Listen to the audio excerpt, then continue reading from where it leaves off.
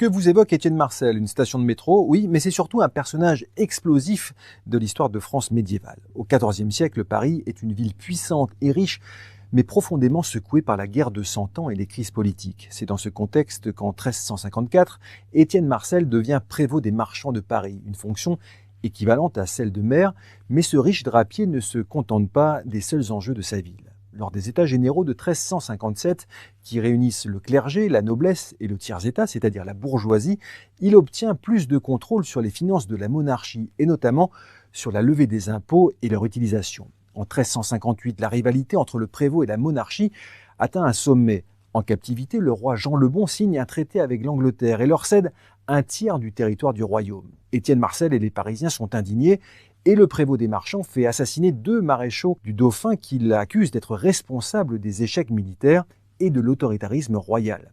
Par ce geste spectaculaire, il cherche aussi à intimider le dauphin et à l'obliger à accepter les réformes imposées par les États généraux. Mais cette violence politique choque et divise les Parisiens, et en pleine guerre de Cent Ans, il est même accusé de trahison après avoir cherché l'appui du roi de Navarre, jugé trop proche des Anglais, au détriment donc du jeune dauphin Charles.